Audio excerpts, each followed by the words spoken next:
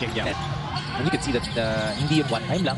Diba? So that means there is some permission or go signal from the coaching staff. Theo, who had a brilliant rookie year, scores 2 points. Yung sa transition take, it's taken by the player who was violated as Nambatak.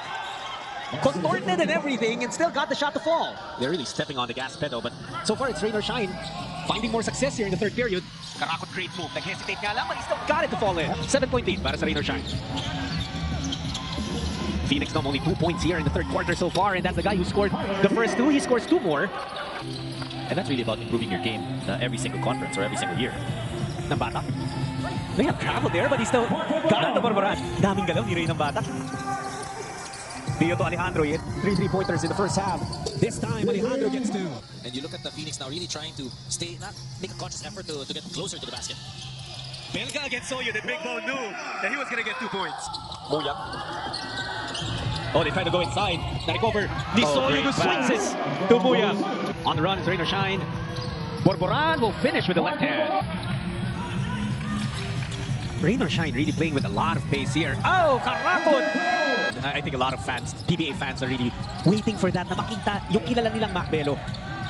Zelda attacking, leaving it up for Lalata. Off the glass, that's good. Atienza pushing it. Have to wait for teammates. Zelda, free from the corner. That's a 3. Zelda, remember, made a name for himself when he was playing para sa Terra Firma. Now playing for Pheonix. We know him as a guy who can definitely score. With a triple of his own, Lalata sidestepping against Belga. Using his athletic ability there. Coach Jamaic asking them to attack. May miscommunication doon ng Pheonix na gusto nilang gawin. Oh, what a pass! Assist yun to Mamuya. Libre na itong si Muya, pag di niya na ibigay agad. Naka-recover si Belga. Yun, perfect na yung pasa niya ni Zelda.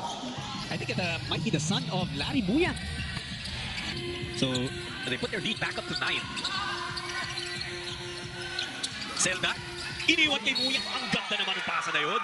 Muyang now with a total of 20 points.